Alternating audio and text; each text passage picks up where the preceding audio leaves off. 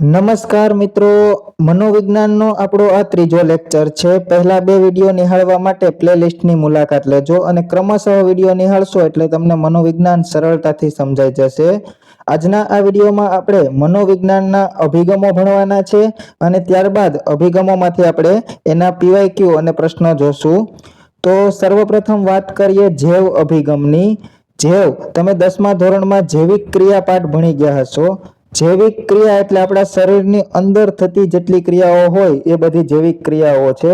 તો એવો જ કંઈક આ અભિગમ છે, જૈવ અભિગમ.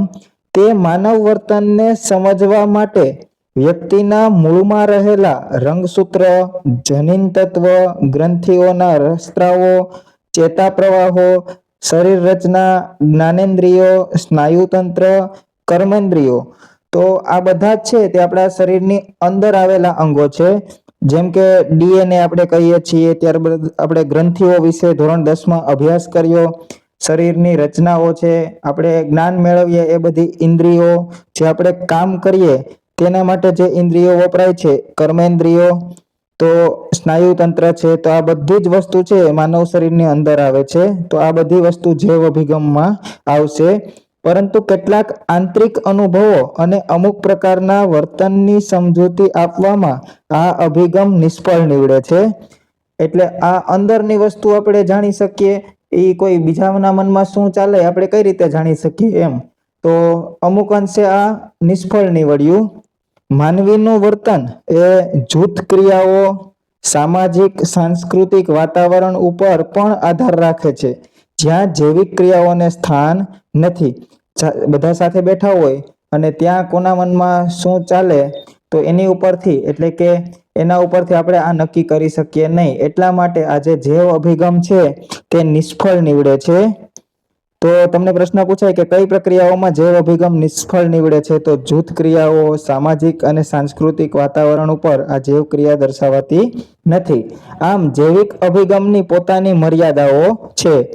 અને ખાસ આઈએમપી પ્રશ્ન અહીંથી પૂછાય છે કે જૈવ અભિગમ એ કોણે આપ્યો? તો વેબર અને ફેકનર, આ બંનેએ જૈવ અભિગમ આપ્યો. ત્યારબાદ ઉદ્દીપક પ્રતિક્રિયા અભિગમ, એટલે કે પ્રતિક્રિયા આપવાની, એટલે કે વળતો જવાબ આપવાનો, એવું આપણે ઉદ્દીપક પ્રતિક્રિયા અભિગમ કહેવાય છે. કે કોઈ વસ્તુ થાય તો એનો વળતો જવાબ આપવો એને કહેવાય પ્રતિક્રિયા અભિગમ. તો એ કોણે આપ્યું? તો હેલ્મહાલ્ટ્ઝ દ્વારા એ આપવામાં આવ્યું છે, હેલ્મહાલ્ટ્ઝ દ્વારા. અને જૈવ અભિગમ કોણે આપ્યો? તો વેબર અને ફેકનરે આપ્યો. ત્યારબાદ આપણે આગળ વધીએ તો બીજો અભિગમ વાર્તનિક અભિગમ. વાર્તનિક અભિગમ એટલે કે વર્તન, અને વર્તન આવે ત્યાં આની પહેલાના બે વિડીયોમાં આપણે જોઈ ગયા કે વોટસન આવશે. તો વોટસનનો વર્તનવાદી અભિગમ વર્તનને ઉદ્દીપક પ્રત્યે કરવામાં આવતી પ્રતિક્રિયા તરીકે ઓળખાવે છે. એટલે આપણે જે વર્તન કરે ને એને ઉદ્દીપક લેવાનું અને એના બદલામાં આપણે કંઈક પ્રતિચાર આપીએ, એટલે કે જવાબ આપીએ. આથી તેને ઉદ્દીપક પ્રતિક્રિયા અભિગમ તરીકે ઓળખવામાં આવે છે. ઉદ્દીપક અને એની પ્રતિક્રિયા આપવી, આવો અભિગમ તરીકે ઓળખવામાં આવે છે. વોટસનનો આ અભિગમ વ્યક્તિના બાહ્ય પ્રગટ વર્તનને જ કેન્દ્રમાં રાખી અભ્યાસ કરે છે. એટલે બહારથી જ આપણે આ વર્તનનો અભ્યાસ કરવાનું અને માત્ર જોઈ શકાય તેવા પ્રગટ વર્તનો જેવા કે વાણી, મુખભાવ, ચેષ્ટાઓ, શારીરિક હલનચલનને જ વર્તન ગણવામાં આવે છે. તો આ હતો વાર્તનિક અભિગમ. આ અભિગમનો વાર્તનિક અભિગમ તરીકે ઓળખવામાં આવે છે. વાર્તનિક અભિગમના વિકાસમાં ફાળો આપનાર મનોવૈજ્ઞાનિકોમાં વોટસન ઉપરાંત સ્કિનર, ગથ્રી, ટોલમેન વગેરેનો ફાળો મુખ્ય છે. વાર્તનિક અભિગમ આપ્યો કોણે? તો વોટસને આપ્યો છે. ત્યારબાદ આપણે આગળ વધીએ તો ત્રીજો અભિગમ છે બોધાત્મક અભિગમ. આ અભિગમ અનુસાર માનવી એક કોમ્પ્યુટર જેવું યંત્ર છે, જેમાં ઉદ્દીપકની માહિતી અંદર જાય, એટલે કે ઇનપુટ થાય, તેના પર અર્થઘટન થાય, પૃથ્થકરણ જેવી બોધાત્મક પ્રક્રિયાઓ થાય છે. એટલે કે વિચારી અને આપણે એના ટુકડા કરી અને આપણે નિર્ણય લઈએ છીએ કે આપણે આ કરવું જોઈએ, આ કરવું જોઈએ. એટલે પહેલા અર્થઘટન કરીએ અને ત્યારબાદ નાના નાના ટુકડાઓમાં વિચારીએ, પૃથ્થકરણ કરીએ કે આવું કરવું જોઈએ, આવું કરવું જોઈએ. એવી બૌદ્ધિક પ્રક્રિયાઓ છે એ બોધાત્મક અભિગમમાં થાય છે. અને પછી પ્રતિક્રિયા બહાર આવે છે, એટલે કે આઉટપુટ બહાર આવે છે. એટલે પહેલા ઇનપુટ નાખવાનું, પછી ત્યાં અર્થઘટન થાય, પૃથ્થકરણ થાય, પછી આઉટપુટ બહાર આવે છે. આમ માનવી સ્વયં સંકૃતિક રીતે સક્રિય હોય છે. ત્યારબાદ આપણે આગળ વધીએ. માનવ વર્તનને સમજવા માટે આ અભિગમ વિચારણા, સ્મૃતિ, સમસ્યા ઉકેલ, નિર્ણય પ્રક્રિયા જેવા જટિલ પરિબળોને સમજવાના પ્રયાસો કરે છે.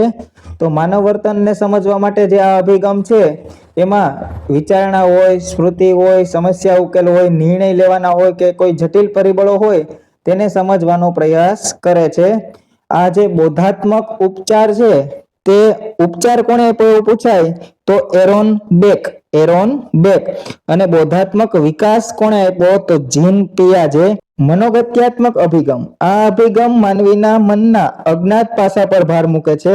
મનોવિશ્લેષણવાદી સિગમન્ડ ફ્રોઈડે આપેલા અચેતન મનના સિદ્ધાંતોના આધારે વર્તન માટે તેમાં પડેલી વાર્તનિક શક્તિને જવાબદાર ગણાવી છે. આ અભિગમ વ્યક્તિના સમગ્ર વ્યક્તિત્વ માટે વારસો અને બાલ્યાવસ્થાના અનુભવને ખૂબ મહત્વ ગણે છે.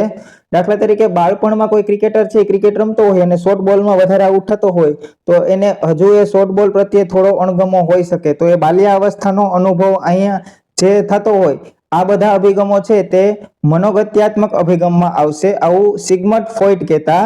ત્યારબાદ આપણે આગળ વધીએ. ફ્રોઈડે વ્યક્તિત્વના 3 વિભાગ પાડ્યા છે. ઈડ કે જે શરીરની અંદર હોય. ઈડ એટલે આમ જોવા જાવ તો જીદ થાય. નાના બાળકો જે જીદ કરે ને કે મારે જોઈએ અને જોઈએ જ, તો એને કહેવાય ઈડ. ઈડ એ શરીરમાં થાય અને તત્વ એટલે કે શેતાન છે, જે જીદ થાય ને તો શેતાન છે, રાક્ષસ છે કે મારે આ જોઈએ ને જોઈએ. પછી આવશે ઈગો કે જે આપણે મન, અહમ, વાસ્તવિકતા.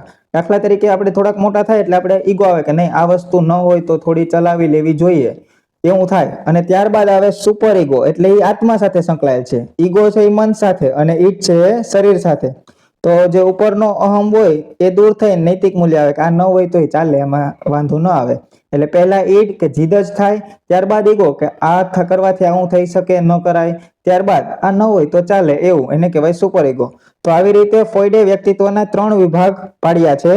મનોગત્યાત્મક અભિગમ છે એ સિગમન્ડ ફ્રોઈડ દ્વારા આપવામાં આવ્યો છે. ત્યારબાદ આપણે આગળ વધીએ તો માનવવાદી અભિગમ. તો માનવવાદી અભિગમમાં શું છે તો કે મનોજ્ઞાત્મક અભિગમે દોરેલા માનવીના નિરાશાવાદી નકારાત્મક ચિત્રથી વિરુદ્ધ માનવીય અભિગમ માનવનું ચિત્ર આશાવાદી અને હકારાત્મક ઉપસાવે છે. આ અભિગમ માણસને શક્તિશાળી, ક્રિયાશીલ અને સમાજને અનુકૂળ બનીને રહેવાનો ગણાવે છે. આ અભિગમના પ્રણેતાઓમાં Abraham Maslow, Carl Rogers, Erich Fromm વગેરેનો સમાવેશ થાય છે.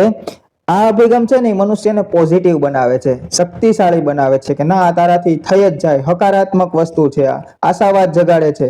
એ એટલે કયો તો કે માનવવાદી અભિગમ. ત્યારબાદ આપણે આગળ વધીએ તો તેઓના મતે માનવીએ ભૂતકાળના અને વર્તમાનના અનુભવનું પોટલું નથી. આવું કયો અભિગમ કહે તો કે માનવવાદી અભિગમ કહે કે ભૂતકાળમાં જે થયું હોય તે અત્યારે મોટિવેટ રહ્યો, આશાવાદ રહ્યો. આ અભિગમ માનવીને સ્વતંત્ર ઈચ્છા શક્તિ ધરાવનાર, સ્વ વિકાસની ઈચ્છા રાખનાર, વિધાયક દ્રષ્ટિબિંદુ વાળો દર્શાવે છે અને જણાવે છે કે માનવી પોતાના વર્તનને નક્કી કરવા માટે સંપૂર્ણપણે સ્વતંત્ર છે. માનવવાદી અભિગમ છે એ ખાસ કરીને કોણે આપ્યો તો કે અબ્રાહમ મેસ્લો દ્વારા આપવામાં આવ્યો છે. અને આ અભિગમમાં શું હોય તો કે જરૂરિયાત શું હોય એની તો કે પ્રેરણા આપવાની, મોટિવેશન આપવાનું, બરોબર. ત્યારબાદ આપણે આગળ વધીએ તો છેલ્લો અભિગમ સામાજિક અને સાંસ્કૃતિક અભિગમ. આ અભિગમ માનવીના વર્તન માટે આજુબાજુના સામાજિક સાંસ્કૃતિક પરિબળોને મહત્વના ગણાવે છે. આ અભિગમ મુજબ માનવીના સારા કે ખરાબ વર્તન માટે તેનું વાતાવરણ જવાબદાર હોય છે.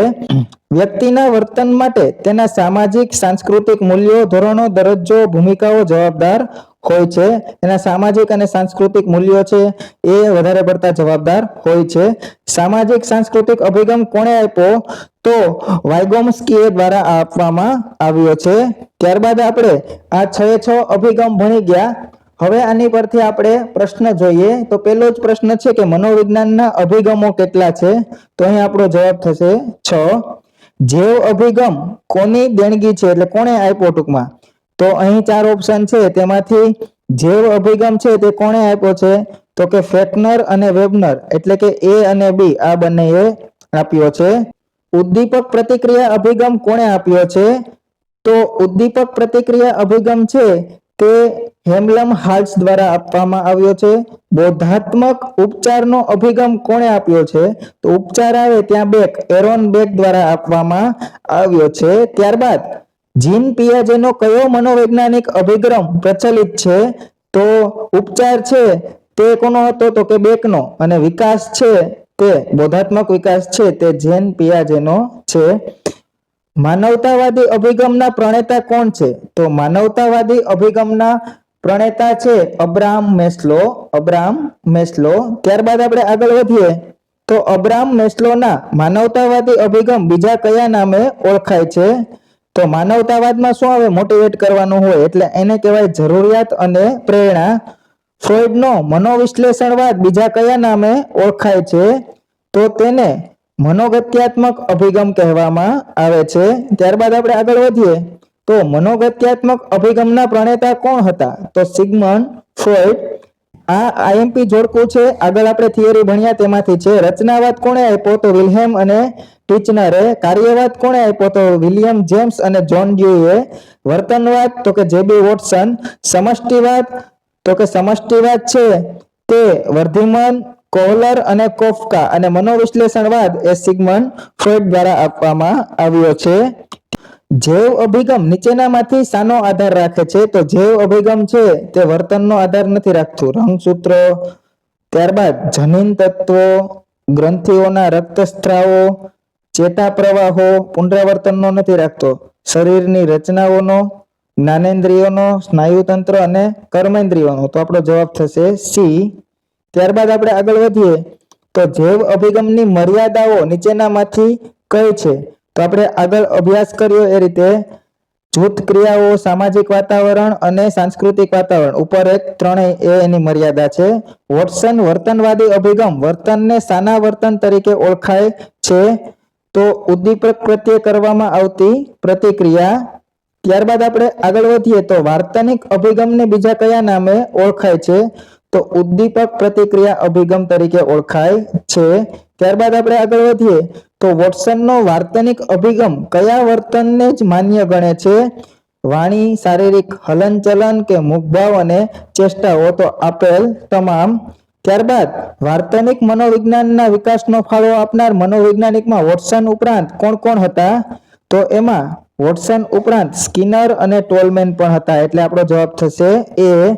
ત્યારબાદ માનવીય કમ્પ્યુટર જેવું યંત્ર છે આવું કયો અભિગમ કહે છે? તો આવો છે એ બોધાત્મક અભિગમ કહે છે. માનવીના અજ્ઞાત પાસા ઉપર કયો અભિગમ ભાર મૂકે છે?